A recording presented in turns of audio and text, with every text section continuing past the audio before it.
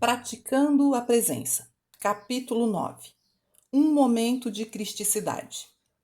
A letra correta da verdade, ou seja, os princípios da vida espiritual necessários ao desenvolvimento que estamos buscando, são incorporados aos princípios enunciados nos capítulos anteriores. Ame a Deus com todo o teu coração, reconhecendo que Ele é o único poder e que não há poder em efeito algum.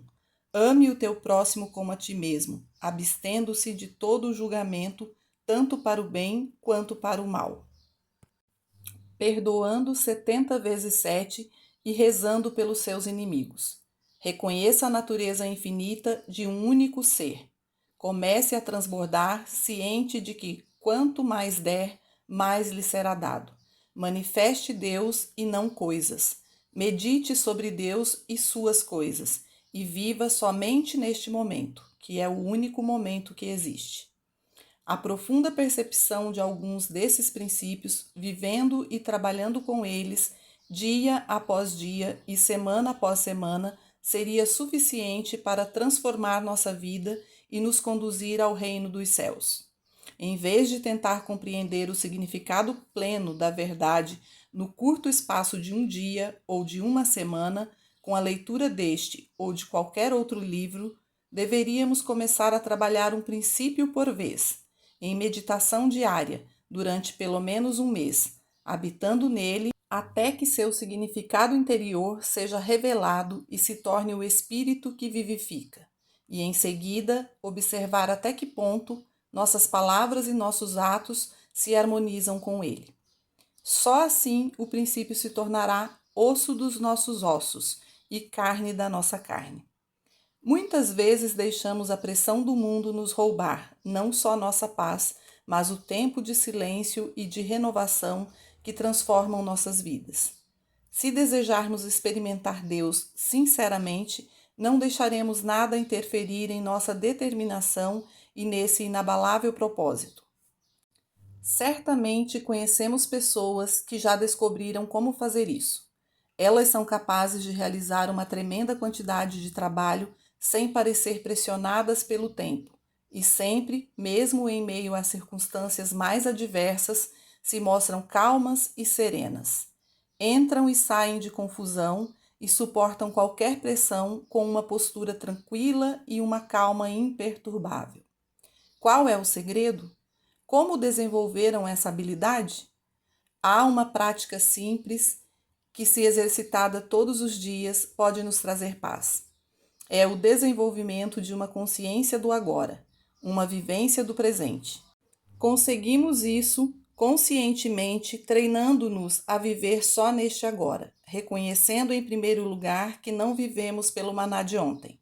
Uma vez que vivemos somente pelo maná de hoje, dependemos apenas do que vem a nós hoje, não como resultado de ontem ou do mês passado. Portanto, de nada vale perder tempo pensando nas dívidas ou nas ofensas cometidas contra nós no passado. Somos apenas responsáveis por este dia e este agora. Qualquer que seja o pedido feito a nós, vamos cumpri-lo neste momento. Se alguém nos pedir ajuda, não vamos esperar até a noite, mas respondamos ao chamado no momento em que ele vem. Se houver correspondência a ser respondida, façamos isso hoje, para que na manhã seguinte cheguemos ao nosso trabalho sem nenhuma pendência. É surpreendente a quantidade de tempo extra que temos durante o dia quando resolvemos tudo o que nos é apresentado. A maioria de nós nunca tem tempo livre, porque está sempre tentando terminar um trabalho que se acumulou de ontem e do dia anterior. Trabalho que deveria ter sido feito no dia em que foi apresentado. A prática do agora desenvolve uma consciência totalmente sem pressão externa, porque a única coisa a fazer é o que surge neste exato momento. Vivendo nessa consciência, nunca nos preocupamos com suprimento nem o que deve ser feito amanhã. Há somente hoje, há apenas esta hora, apenas este momento do dia. Em seguida, desenvolve-se em nós não fazemos nada. Ele, o Cristo de nosso ser, desenvolve em nós um sentimento de paz, de calma, ao ouvirmos a voz interna que nos diz: eu por mim mesmo nada faço. É o Pai em mim que faz as obras. Eu posso fazer todas as coisas através do Cristo. Eu vivo, não mais eu, mas Cristo vive em mim. Quando Cristo vive em mim, quando Cristo vive minha vida por mim, nenhum pedido é feito para mim. Todos os pedidos são feitos a Cristo. O Pai dentro de mim pode realizar mais em 12 segundos do que podemos em 12 horas. Disponha-se a ser chamado a fazer algo sem se ressentir, sem lutar, sem sentir que é demais. Pode ser muito para John, Mary ou Henry fazer, mas nunca é demais para Cristo. Só existe este momento, o momento da cristicidade. É impossível viver no ontem ou no amanhã. O que somos neste instante é o que constitui nossa vida, e, portanto, há apenas um tempo no qual podemos viver, e este tempo é agora, neste instante. Lemos em Isaías: embora os seus pecados sejam vermelhos como o escarlate, se tornarão brancos como a neve. Na mesma linha, o Mestre disse ao ladrão na cruz: hoje mesmo estarás comigo no paraíso. Esses exemplos são indicativos de um único ponto, ou seja, que vivemos num constante agora. O ontem não existe. Na verdade, mesmo uma hora atrás, não existe. E, portanto, todas as coisas que pertenciam a ontem ou a uma hora estão tão mortas quanto o jornal de ontem. Elas não mais nos pertencem, a menos que as revivamos neste momento.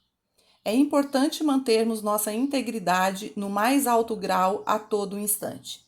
Ao cometermos um erro, vamos nos empenhar para que isso não aconteça novamente. Somente o que trazemos para o presente pode nos machucar. Não pode nos machucar o que aconteceu no passado, mas sim o que trazemos para o presente do que aconteceu no passado. Se cada um de nós pudesse começar novamente cada dia com a percepção: eu e meu Pai somos um, nossos erros de ontem não fariam diferença desde que não se repetissem hoje. Apenas quando revivemos o ontem e o trazemos para hoje é que os erros nos machucam. Não podemos viver contando com o maná de ontem, nem sofrer com a falta dele. Só conta o que somos e o que temos e o que vivemos neste instante, pois o ontem está somente na nossa memória. Revivamos o passado ao cometermos hoje os mesmos erros de ontem. Se revivermos nosso ódio, nosso medo e nossa animosidade de ontem, eles estarão vivos e ativos em nossa vivência do hoje, nos sujeitando à punição das leis cósmicas, uma vez que entramos em desarmonia com as leis do Cristo. Porém, neste momento, lembremos-nos de que o ontem se foi para sempre, o amanhã nunca virá. Há apenas o hoje, e hoje o amor é a plenitude da lei. Neste momento, eu reconheço Cristo como meu ser. Eu o reconheço como a vida do meu amigo ou inimigo. Eu só reconheço o Cristo. Portanto, neste instante, somos a consciência do Cristo. Estamos alinhados com a lei cósmica e todo o poder da divindade flui através de nós para perdoar nossas ofensas, assim como nós perdoamos a quem nos tem ofendido, para não nos deixar cair em tentação, nos mantendo na direção da realização espiritual. Vamos nos ater fielmente à cristicidade. Ide e não pecai mais. Não faz diferença quão graves nossos pecados foram há um momento atrás, se neste momento reconhecemos o Cristo. Cristo como onipotência, Cristo como nosso ser individual, Cristo como único poder em nossa experiência. Só assim somos os filhos de Deus. Assim estamos alinhados com o poder cósmico e todas as forças do mundo se unem para nos defender, nos apoiar, nos sustentar e nos manter. Nem eu vos condeno, mas ide e não pecai mais. Esta é a hora do nosso arrependimento. Convertei-vos e vivei. Este é o nosso momento de aceitar o Cristo. É o momento de decidir a não nos entregarmos mais ao ressentimento, à vingança ou à retaliação, nem nos vestiremos com qualquer armadura que nos defenda da maldade ou dos pensamentos de alguém, pois neste momento estamos em nossa cristicidade. Não só estamos em nossa própria cristicidade, mas na de todos os seres, pois só estamos em nossa cristicidade se acreditamos que ela está também nos outros. Quando vemos cristicidade no universo, quando vemos Cristo aparecendo na forma humana, animal ou vegetal, todo o poder do cosmos atua em nós. Ele fará maravilhas até mesmo em nosso corpo, ao levantá-lo, ressuscitá-lo, resgatá-lo e espiritualizá-lo, de modo que até mesmo o corpo torna-se o templo do Deus vivo, e não mais carnal ou mortal. O corpo carnal se transforma em sua realidade espiritual apenas no momento da cristicidade. O ontem se foi, velhos dias se foram, nossas animosidades, ciúmes, brigas. O que é isso? Em circunstâncias normais, representam apenas a ignorância humana. Mas o que acontece quando são causadas por aqueles que reconheceram o Cristo? Torna-se maldade espiritual no mais alto grau. Se uma pessoa aceita o Cristo, coloca o manto e adota a cristicidade e depois volta a cometer os erros humanos, uma dupla punição é exigida, porque ela entendeu a lei e conscientemente a violou. Agora sim, está pecando conscientemente e não por ignorância. A palavra final é: ide e não peques mais. Esta vida não é nossa, esta vida é de Deus. Pertencemos a Deus e Ele é responsável por nossa vida e por nossa plenitude. Tudo de bom que acontece em nossa vida é Deus em ação. O mal acontece quando a palavra eu é introduzida. Eu, John, eu, Mary, eu, Henry. Não cabe a nós nos vangloriar nem nos condenar ou assumir responsabilidade. Quando a responsabilidade vem, não deixemos que o eu humano se mostre e diga: como posso fazer isto? Como posso aperfeiçoar aquilo? Não tenho forças e nem dinheiro suficiente.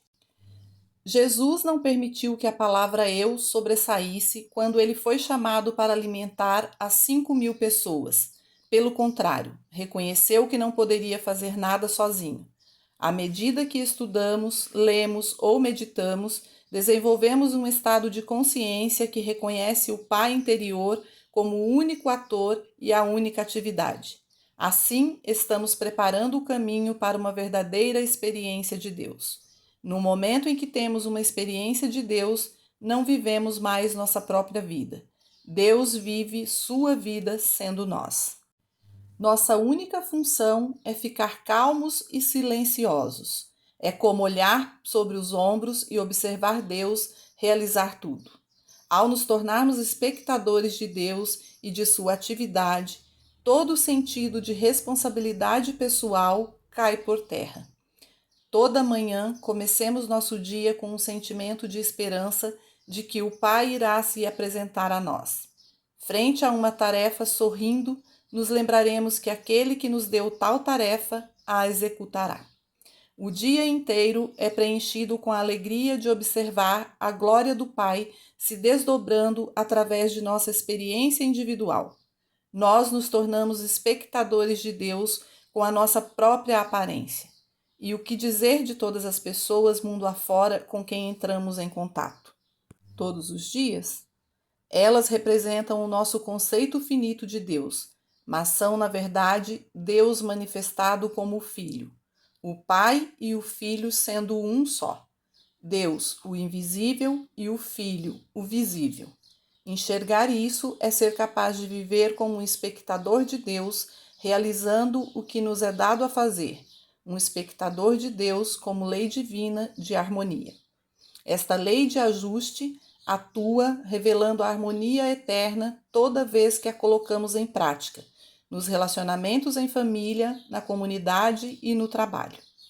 Cabe a Deus verificar se somos gratos uns aos outros, se cooperamos uns com os outros, porque essas atividades são do amor, e o amor é de Deus, não do homem. O homem é apenas o veículo para que o amor se expresse.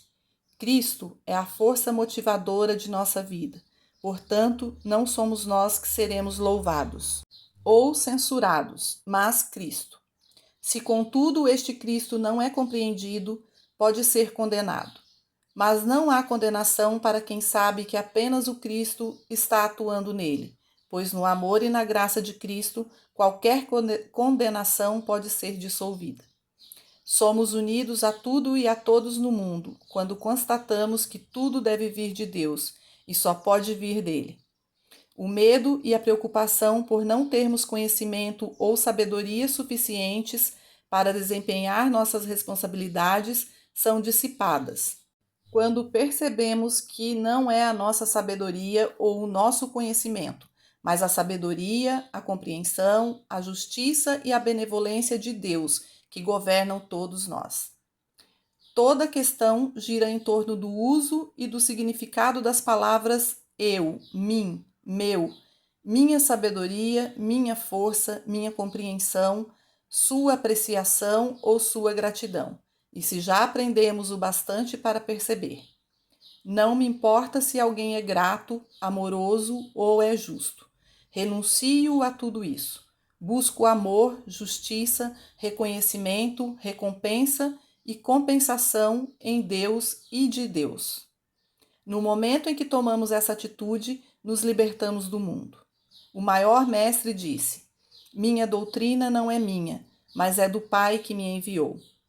Se eu falo por mim mesmo, sou testemunho de uma mentira. Isso nos ensina que só Deus pode realizar, amar, pensar, curar, alimentar, suprir. Somente Ele pode expressar sabedoria e alegria. Podemos fazer todas as coisas através de Deus, mas sem Ele não podemos fazer nada. Somos o veículo através do qual Ele se manifesta. Finalmente, é preciso abrir mão do sentido pessoal do ego, com sua carga pesada de responsabilidade, e deixar a divina presença assumir. Devemos começar agora, porque tudo o que acontece, acontece agora. Neste minuto, comecemos a perceber que apenas Deus age como meu ser. Apenas Deus age como todas as pessoas na face da terra. Não mais me prendo às pessoas em minha experiência. Deixo todos irem e só busco em Deus aquilo que até então eu esperava dos homens. Esse é o segredo da vida. Esse é o segredo do primeiro mandamento. Apenas Deus é poder. Nunca adore o efeito, adore apenas a Deus. Deixai-vos do homem cujo fôlego está nas suas narinas, pois em que se deve ele estimar? Não ponha vossa fé em príncipes. É do agrado do Pai dar-nos o reino. Por que então buscá-lo no homem? Por que buscar no homem aquilo que é do agrado do Pai nos dar? Por que buscar nos pais, filhos, parentes ou amigos, se todo o tempo nossa plenitude está em Deus? No momento em que optarmos pela vida do Espírito, a suficiência através de Cristo, nenhuma das coisas que afligem o mundo irá nos afligir. Entramos nesse momento na unidade com a lei espiritual. Buscamos o eu do nosso próprio ser para preencher cada uma de nossas experiências, entregando toda a responsabilidade ao nosso Cristo. Quando nos empenharmos em libertar todos da escravidão da crítica, condenação e julgamento, o mundo inteiro poderá entrar em colapso, mas não onde nós estivermos e nem perto de nossa morada. À medida que estivermos dispostos a abrir mão das coisas e das pessoas deste mundo, nos libertaremos. Libertando o homem cuja respiração está em suas narinas, ele nunca mais será um problema.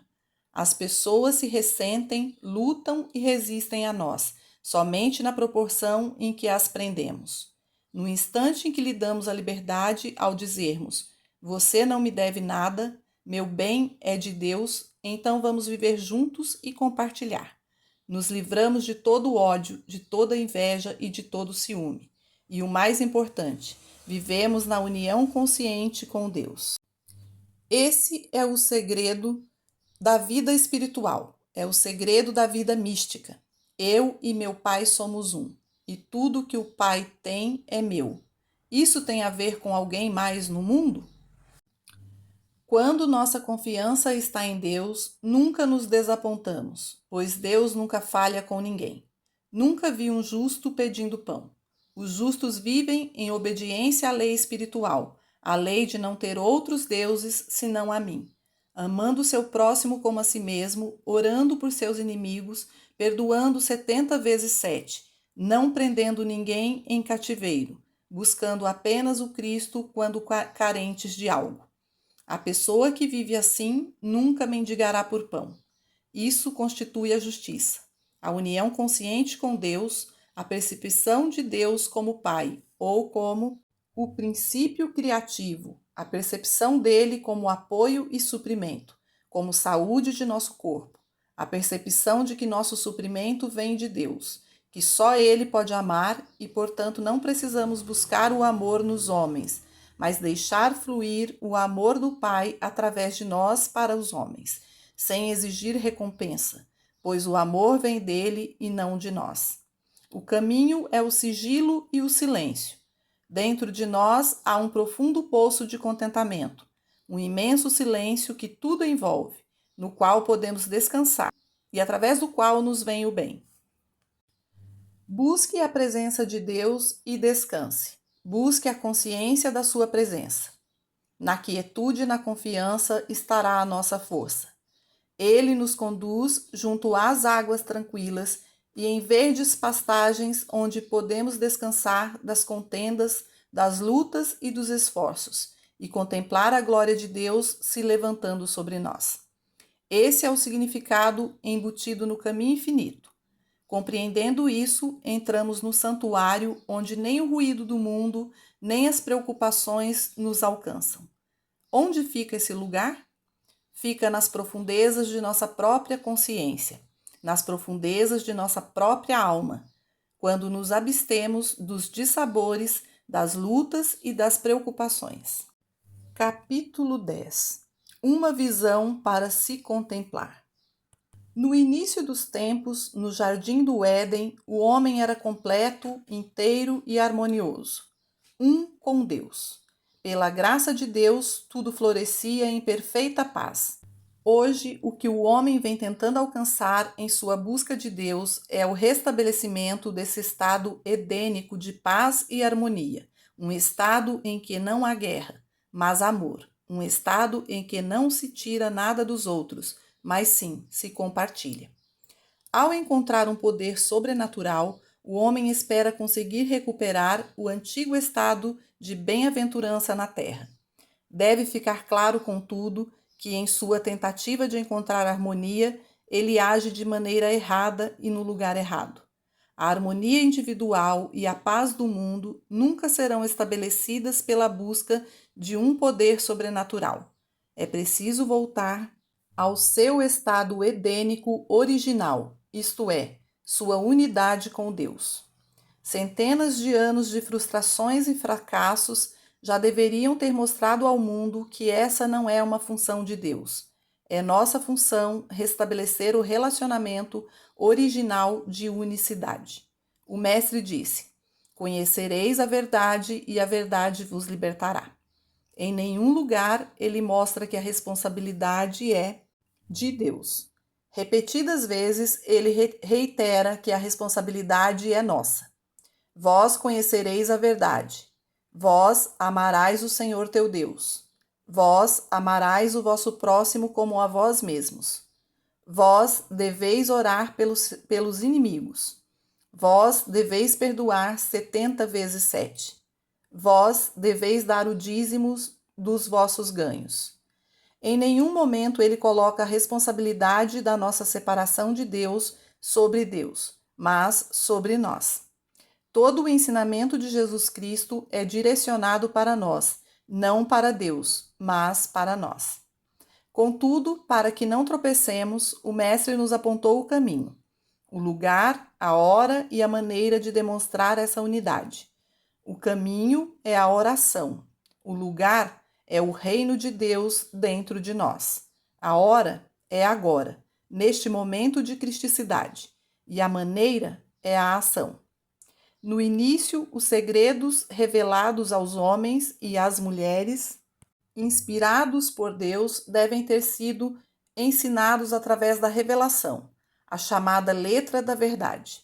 Através dessa verdade, aprendemos a parar de buscar a Deus a esmo, a não mais pedir alguma coisa a um Deus distante e a deixar de acreditar que ele pode ser influenciado pela nossa adoração. Reconhecemos não só que Deus existe, mas que ele é o ser interior do nosso próprio ser. Não um Deus separado de nós para ser adorado de longe, mas, na verdade, mais perto de nós do que nossa respiração, mais próximo do que nossas mãos e pés. A letra correta da verdade nos impede de nos entregarmos a devaneios ou a falsa esperança de que algum milagre nos trará Deus ou o seu mensageiro em uma nuvem, usando uma varinha mágica, fazendo com que todos os nossos problemas desapareçam. Ao contrário, a simples verdade do Mestre nos leva a focar na única direção onde podemos encontrar a paz e a harmonia, dentro de nós mesmos. Quando nossa atenção se desloca de fora para dentro, nós podemos dar o próximo passo ensinado por todos os grandes mestres. Busque Deus dentro de você.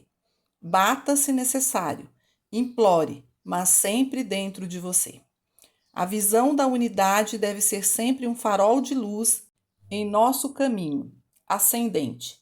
Eu e meu Pai somos um.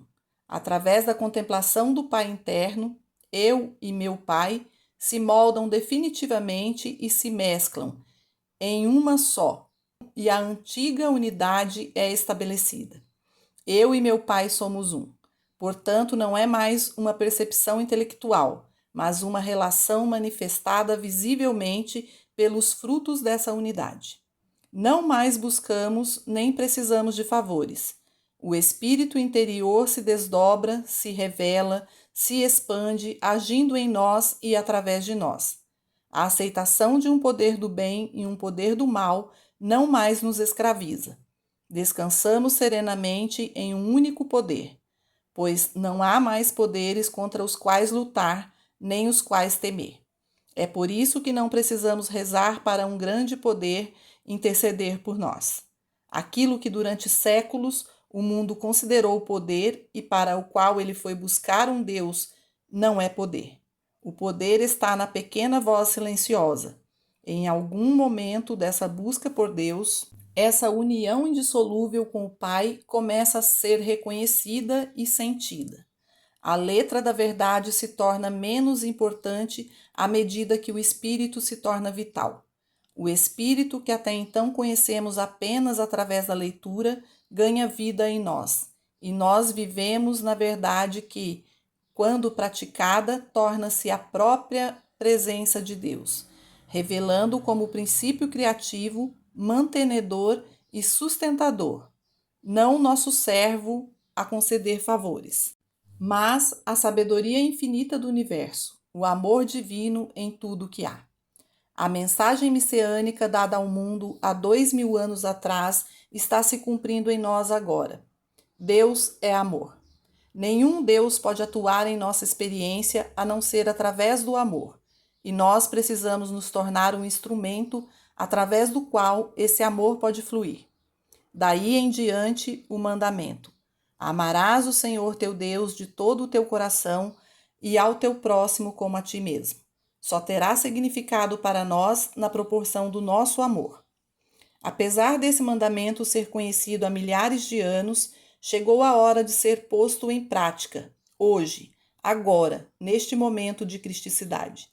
A repetição mecânica dessas palavras deve dar lugar a um mandamento vindo do coração e vivido em obediência à imposição do Mestre. Faça aos outros aquilo que gostaria que fizessem a você. Perdoe 70 vezes 7. Não condene, não julgue. Deus não faz milagres, exceto o milagre que se torna evidente na vivência de nossa unidade com Ele. Esse é o milagre. Conhecer a verdade com a mente não garante que ela começará a agir. O espírito reina e o amor é glorificado somente quando a verdade sai da mente e penetra o coração. A letra da verdade serve como um lembrete para que vivamos essa verdade. Há momentos em que, por nos considerarmos afastados de Deus, a verdade parece estar tão distante que é preciso nos aquietar, meditar e conscientemente lembrar que o Senhor dentro de nós é poderoso. O que eu estou buscando? Um Deus em algum lugar? Não, Deus é. O Filho de Deus já está cuidando das coisas do Pai e tudo está no seu devido lugar. O que estou buscando? Um Deus mitológico no céu? Uma estátua? Uma escultura? Estou procurando por um homem ou uma mulher para influenciar a Deus em meu nome? Não, eu e o Pai somos um. Apenas na minha unidade com Deus posso ter a paz que desejo. Só na plenitude dessa unidade, desse amor que existe entre Deus e seu Filho e entre o Filho de Deus e seu Pai, apenas na percepção de que meu Pai Celestial está mais perto de mim do que a respiração e mais próximo do que minhas mãos e meus pés, e que é de seu agrado dar-me o reino. Apenas nisso o amor flui. Um amor que parece estar fluindo de mim para Deus e voltando de Deus para mim, mas que na verdade é uma interação dentro da unidade do meu ser, na percepção da minha unidade com o Pai. O Mestre nos ensinou que os seres humanos, por si mesmos, nada podem fazer, mas unido com o Pai interno, se tornam um. Unidos podem fazer todas as coisas, como filhos de Deus eternos e imortais. Somente quando o Espírito de Deus está sobre nós e habita em nós é que nos tornamos filhos de Deus. E quem pode fazer isso por nós a não ser nós mesmos? O caminho que nos foi dado é a oração e a meditação, uma forma iluminada de oração, tal como Elias ensinou Eliseu. Olhe para o alto e veja se consegue me ver sendo levado num redemoinho. Levante os olhos para os montes, de onde vem o seu socorro. Eis que o reino de Deus está dentro de você. Eliseu desejava o manto de Elias, o manto de cristicidade, isto é, ansiava ser profeta. Quando Elias estava prestes a se elevar a um estado superior de consciência, Eliseu pediu-lhe um grande favor, que o manto de Elias lhe fosse dado. Mas Elias, um dos seres mais iluminados de todos os tempos, sabia que não podia simplesmente dar-lhe seu manto, mas que Eliseu deveria estar pronto para merecê-lo. Para tal, Elias lhe mostrou: se me vires quando eu for tomado de ti, assim se te fará. Se no momento em que eu sumir de vista, me vires como eu sou, desaparecendo numa nuvem, meu manto cairá sobre teus ombros. Elias não poderia conceder sua grande sabedoria espiritual nem mesmo a Eliseu, mas este poderia adquirir a consciência espiritual para si mesmo, se sua visão pudesse subir tão alto a ponto de reconhecer que não há morte, não há separação, há apenas uma ascensão na consciência. Se ele próprio pudesse ascender a esse nível supremo de consciência, se tornaria um profeta à altura de Elias. E ele conseguiu. Iluminou-se a tal ponto que viu Elias subindo ao céu num redemoinho, e em virtude da sua unidade consciente com Deus, viu a imortalidade do ser individual e a eternidade do homem em sua plenitude. É nossa responsabilidade contemplar a visão e, em seguida, colocá-la em prática. Sempre houve e sempre haverá mestres, os iluminados sempre estiveram no meio de nós, mas o mestre disse que são poucos os operários. São poucos operários dispostos a se reconciliar com Deus, dispostos a contemplar a alma dentro de si e deixá-la transbordar em atos de amor. Se alguém disser, eu amo a Deus e odiar o seu irmão, é um mentiroso. Pois aquele que não ama a seu irmão, a quem vê, como pode amar a Deus a quem não vê? Se o mestre não tivesse lavado os pés dos discípulos, o mundo nunca teria aprendido que a função do mestre era servir. A função do iluminado é servir aqueles que ainda não conhecem sua verdadeira identidade. Nossa função como buscadores de Deus e aprendizes da verdade não é ser um mestre das multidões, mas um servo para as multidões. Delas nada tirando, mas sim a elas doando. O reino de Deus não está aqui ou ali, mas dentro de nosso próprio ser, e o encontramos através do amor. Ame o Pai que está dentro de você e manifeste esse amor amando o seu próximo. O próximo que não é apenas seu amigo, mas o próximo que é seu inimigo e aquele que acintuosamente o persegue. De acordo com o Mestre, é melhor dedicar tempo e atenção a um único pecador humilde do que aqueles 99 que se consideram autossuficientes. Enquanto houver um único indivíduo, santo ou pecador, buscando ajuda, é nosso dever atender a esse pedido. Se alguém não está pronto para responder ao nível espiritual, não está pronto para o completo desabrochar da verdade, mas, por ser nosso próximo, podemos pelo menos ajudá-lo a evoluir em seu nível de consciência. Com paciência, esperemos um ou dois virem a nós. 12, 70, 200. E então compartilhemos com eles o pão da vida, o vinho e a água. Esses sim serão capazes de saborear, desfrutar e assimilar essa oferta. Ao encontrarmos a verdade, vamos guardá-la como uma pérola de grande valor e mostrá-la ao mundo através de nossa vivência. Quando alguém se aproxima, atraído não só pelos pães e peixes, mas por ter percebido a natureza dessa verdade e pede pão, água, vinho e vida eterna, vamos compartilhá-la da melhor forma.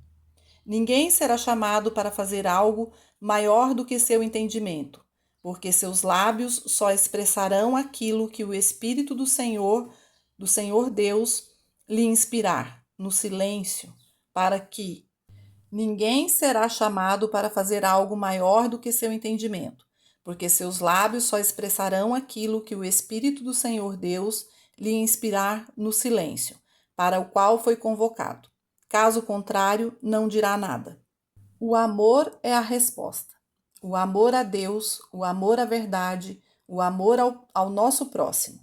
De agora em diante, nós que estamos praticando a presença, deveremos ter como missão revelar que experimentamos Deus à medida que o expressamos, isto é, quando deixamos fluir através de nós na forma de amor, verdade, serviço e dedicação. O poder do amor só pode ser liberado de dentro de nós. A presença de Deus se torna disponível na terra, como no céu, através da experiência da união consciente. Isso requer esforço e sabedoria maiores do que demonstrou Eliseu quando viu seu mestre subindo num redemoinho, ou mesmo uma visão mais ilimitada do que os discípulos tiveram quando testemunharam a transfiguração. O mestre foi capaz de se transfigurar, mas para que os discípulos tivessem a visão e pudessem contemplá-la, algo maior foi necessário. O mestre não podia revelar a transfiguração, só podia experimentá-la. Para testemunhar a revelação, ela só poderia acontecer na consciência dos discípulos. Muitos milagres podem ocorrer em nossa experiência, mas apenas as pessoas suficientemente sintonizadas se darão conta do que aconteceu. Teremos olhos e não vemos? Temos ouvidos e não ouvimos? O milagre da transfiguração só precisa ser contemplado. Ela acontece neste mundo a cada dia, a cada minuto de cada dia, e no exato lugar onde estamos, se ao menos abrirmos nossos olhos para contemplá-la. A transfiguração não é uma experiência de 2000 anos, nem tampouco a crucificação, a ressurreição ou a ascensão. Essas experiências ocorrem a cada momento de cada dia, onde quer que haja um ser iluminado para vê-las.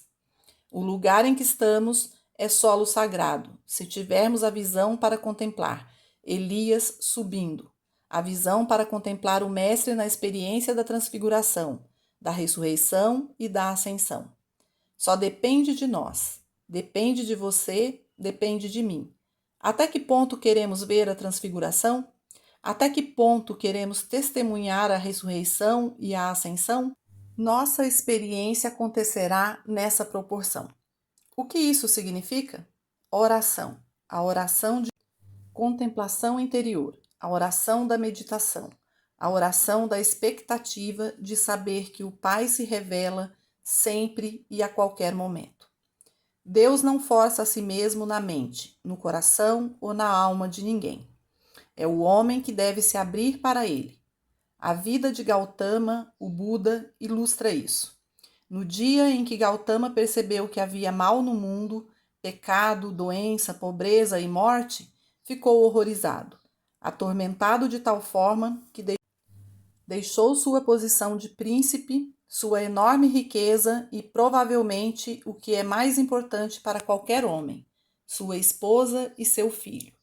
Abandonou tudo isso e se afastou como um mendigo, buscando a verdade, com o propósito de descobrir o grande segredo que removeria da terra o pecado, a doença e a limitação. Foi um apelo tão forte que ele seguiu todo e qualquer mestre ou ensinamento que prometesse levá-lo à resposta. Por 21 anos vagou e vagou, sentando aos pés de um mestre e depois de outro, seguindo as práticas aprendidas uma após a outra, sempre com um coração faminto. Qual é o poder que irá remover os males da terra? Depois de perder toda a esperança de que os ensinamentos e os mestres lhe dariam a resposta, depois de ter se sentado debaixo da árvore, Bode meditou dia e noite, até que a grande revelação lhe foi dada. Tais males não são reais, são ilusões. As pessoas os aceitam e, como consequência, odeiam, temem e idolatram esses males, quando na verdade eles só existem na mente do homem. A mente do homem criou as condições do mal no mundo e as perpetuou. Não foi Deus que se impôs sobre Gautama e fez dele o iluminado Buda. Foi a devoção e a paixão de Gautama, na busca de Deus, evidenciadas pelo sacrifício de si mesmo, de sua vontade de viajar por toda a Índia, procurando alguma pequena faceta da verdade, até que, naquele momento, ao atingir um grau suficiente de iluminação espiritual, a verdade se revelou a ele. Na realidade, não sabemos o que levou Jesus Cristo à experiência que finalmente o firmou em sua completa cristicidade. Mas isto nós sabemos. Quando ele veio para revelar o que tinha aprendido, disse: Pedi e vos será dado. Procurai e achareis. Batei e vos será aberto. Indicando que, à medida que buscamos, batemos e almejamos, na proporção em que caminhamos para dentro de nós mesmos, a resposta nos é revelada. Isso não acontecerá se esperarmos que algum Deus se imponha sobre nós. Se quisermos nos tornar mestres em música, idiomas ou arte, Deus pode nos inspirar, mas cabe a nós pesquisar, estudar e praticar, até que aquilo que estamos buscando se abra de dentro do nosso próprio ser. Acredito que Deus é quem planta em nós o desejo de encontrá-lo. Se ele não executar essa função inicial, nunca teremos sucesso. Há um poder divino em cada um de nós nos estimulando a bater e buscar. Mas não é Deus que pode fazer isso por nós, e nem nos poupar de anos de meditação para levantar o véu e alcançarmos o estado superior de consciência. Passamos então a contemplar Jesus ressuscitado. O Cristo ascendido. A partir de uma inspiração divina, Gautama persistiu, lutou e orou por 21 anos, até que o véu se levantou, clareando-lhe a visão. O mesmo acontece conosco. Nenhum Deus milagroso distante descerá à terra para nos mudar e revelar suas maravilhas e suas glórias, se ficarmos sentados de braços cruzados. A responsabilidade é sua e minha. O simples fato de nos sentarmos por horas em silêncio e em paz com a mensagem de Deus já é prova de que fomos tocados pelo seu Espírito e convidados para o banquete. O grau e a intensidade com que batermos buscarmos e desejarmos determinará o grau da visão a contemplar. Alguns verão um pouco, outros verão bastante, e ainda outros verão tudo. Cada um na sua medida. Acima de tudo, o sucesso irá depender do sigilo de mãos dadas com o sagrado. Se a busca por Deus é sagrada para nós, nunca permitiremos que ela seja contaminada ao ser exposta ao mundo. Não usaremos um manto sagrado em público, nem teremos uma postura hipócrita diante de nossos amigos. Exteriormente iremos parecer como todas as outras pessoas, mas interiormente nos lembraremos da natureza sagrada, da busca de Deus e a manteremos em segredo, demonstrando-a apenas por nossos atos. Isso não significa que não devemos oferecer um copo d'água, mas, ao fazê-lo, lembremo-nos de que quem a recebeu terá que beber por si mesmo, voltar e pedir mais, por sua própria vontade. Cada um tem o direito de escolher, caso queira, o tipo de religião a seguir. Essa é a liberdade que devemos dar a cada um, permitir que tenha sua própria vontade, até que a semente seja plantada, enviando-os em busca do Santo Graal. Se mantivermos o Cristo criança dentro de nós e o expusermos pelos nossos atos, seus frutos serão tão gloriosos que as pessoas virão atrás de nós para comer de nossos frutos, de nossa carne e de nosso pão, e beber de nossa água. O objetivo da busca é a união.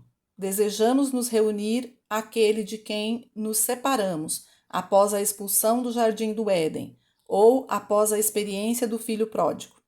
Só quando o filho atinge o fundo do poço, a profunda pobreza, é que os seus passos se voltam para a casa do Pai, para se reunir com ele. Essa não é uma experiência no tempo ou no espaço. É o que acontece na minha e na sua consciência hoje.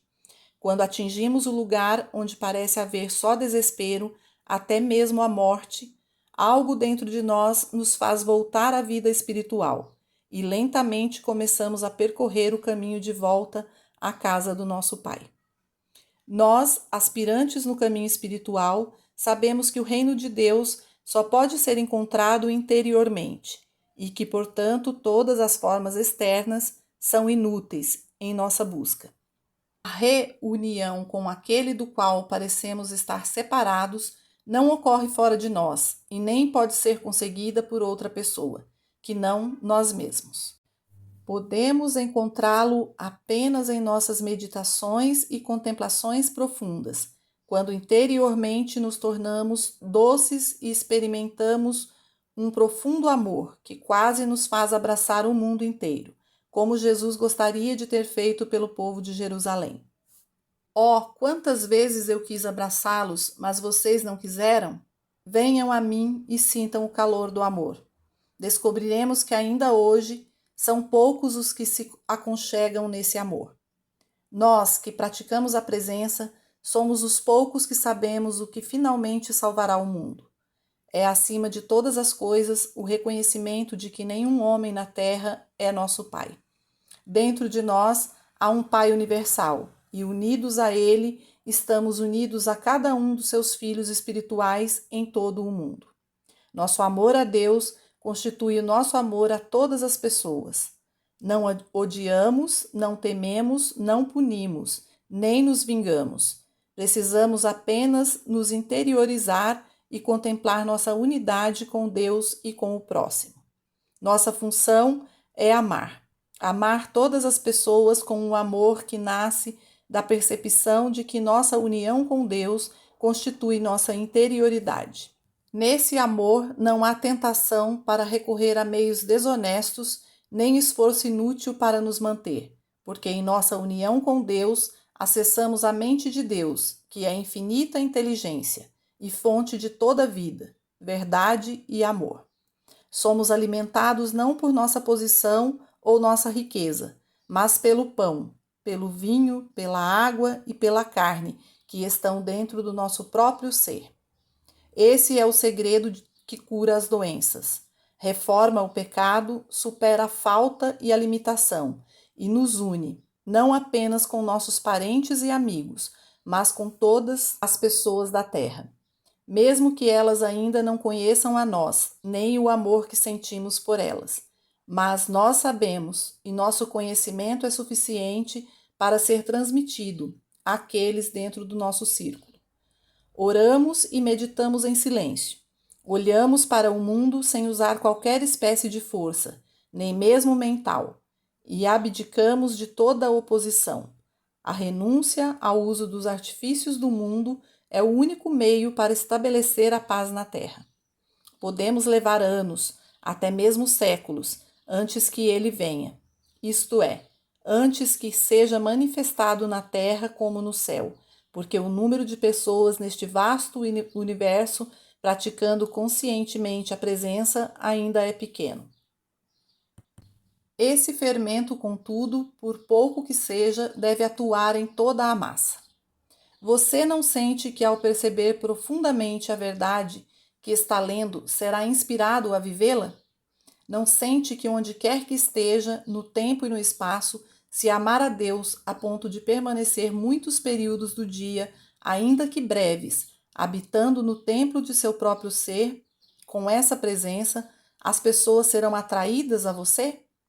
Como indivíduo, você pode ser levado a acreditar que nada pode fazer, por ser apenas um dentre bilhões. Mas se você olhar para as grandes luzes espirituais do passado, entenderá o quanto isso é falso. Ao ver como alguém chamado Gautama, o Buda, alguém chamado Jesus, o Cristo, ou como São Paulo, influenciaram não apenas a sua própria geração, mas as gerações seguintes, e influenciaram as que ainda estão por vir. Pense na influência que um único indivíduo pode ter através da graça de Deus. Um indivíduo cujo único objetivo é encontrar Deus e resolver os mistérios da vida. Essa é a mensagem que dou a você. Eu não me importo quão grande e poderoso você seja. Por si mesmo, você não é nada. Não me importo quão pequeno e insignificante você seja. Você não é nada. Até que a graça de Deus o toque, até que o Espírito de Deus habite em você, até que o dedo do Cristo o mova. A partir daí, você é infinito. Infinito em expressão, infinito e eterno em vida, infinito em poder, infinito em experiência, infinito como exemplo e como caminho. Mas nunca é você, nunca sou eu. É o Espírito de Deus que se expressa através da minha e da sua consciência. Toda a verdade permanece escondida até que encontre uma consciência através da qual possa fluir para o mundo dos homens. Onde quer que eu viva, a verdade permanecerá oculta, a menos que algum membro da minha comunidade seja um instrumento que a deixe fluir. Deus não atua sem uma consciência que o canalize. Ele precisa dos santos, sábios e videntes. Em outras palavras, ele precisa de carpinteiros humildes, de príncipes poderosos, de simples donas de casa que se tornarão santas, enviadas por Deus ao mundo para difundir a luz. Quase todos os que atingiram um grau maior de envergadura espiritual eram ilustres desconhecidos, elevados aos olhos do mundo pela luz inspiradora que experimentaram. Por eles mesmos não eram nada. Por você só, você não é nada. Mas em sua união consciente com Deus, tudo o que Deus é, você é. Tudo o que o Pai tem é seu. O lugar exato onde você está é solo sagrado, porque eu e meu Pai aí estamos. O mais alto nível a se atingir na consciência é aquele onde a presença espiritual entra no coração e você se dá conta de que isso aconteceu. A presença está dentro de você. Seu coração atinge uma nova dimensão quando você acolhe a presença. Entretanto, é sua responsabilidade alimentá-la para não perder o que ganhou. O que você ganhou é apenas um bebê. E cabe a você deixá-lo evoluir até a plena cristicidade. Muitas vezes ao dia, volte o seu pensamento para o seu coração. não porque o seu coração físico tenha algo a ver com a manifestação espiritual, mas porque o coração é o símbolo do amor. Pensando assim, enquanto Cristo nele descansa, volte seu pensamento várias vezes ao dia para ele, reconhecendo que o bebê está lá glorificado, que o Cristo entrou e vive em você. É você que deve segurar o bebê para que não saia de seu coração e se perca. Ele está lá, mas é apenas um bebê. Precisa ser cuidado, nutrido, reconhecido e amado por você.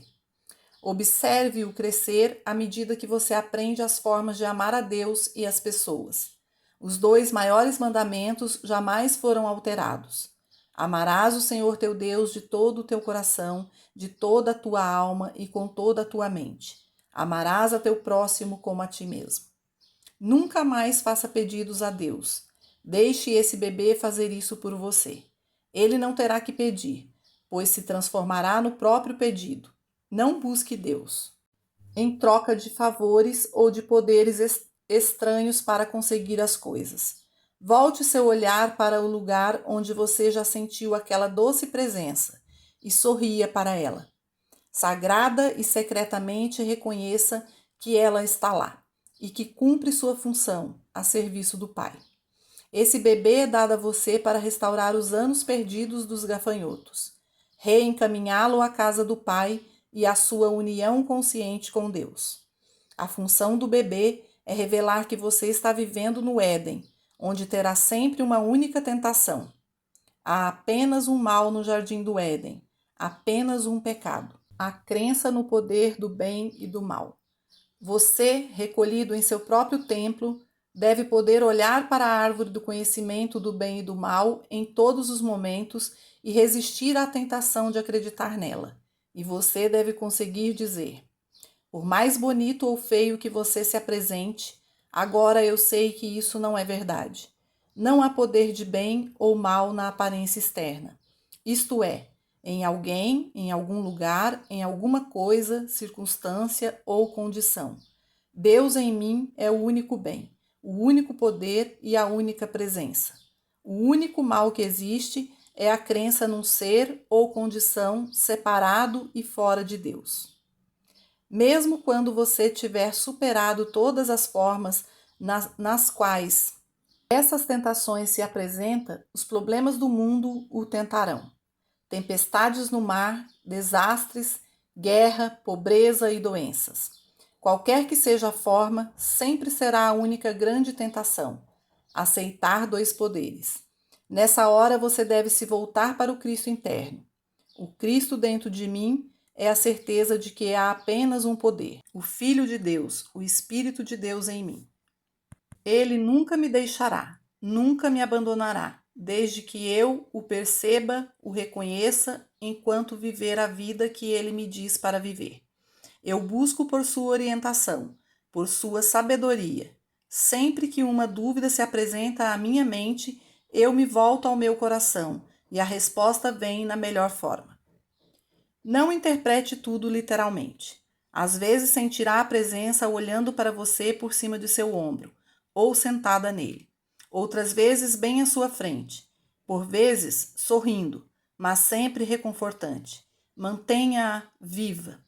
A presença deste Cristo, dócil e delicado como deve ser, é a substância de toda a experiência que você terá no plano externo. Não busque saúde, riqueza, fama ou fortuna. Busque em primeiro lugar a constatação do reino interior e seja um observador de como essas coisas externas são acrescentadas à sua experiência. Não hesite em pedir revelação a ela, porque a revelação não seria concedida a você se foi concedida a outros no passado? Deus não tem preferências. Gautama apenas se tornou o Buda porque trabalhou durante 21 anos para receber a iluminação. Jesus se tornou o Cristo porque deu a si mesmo ao mundo. E você se tornará o que quiser, dependendo do grau de amor que tenha por Deus e pelo próximo. Você será o que permitir ser, apenas reconhecendo que por si mesmo nunca será nada. Esta presença suave que sentiu o levará de volta à união consciente com Deus. Você sabe qual é o objetivo de vida: unir-se novamente ao Pai e ser conscientemente um com Deus. Você conhece o caminho, a contemplação interior e a meditação, o reconhecimento de Cristo, o amor a Deus e o amor aos homens.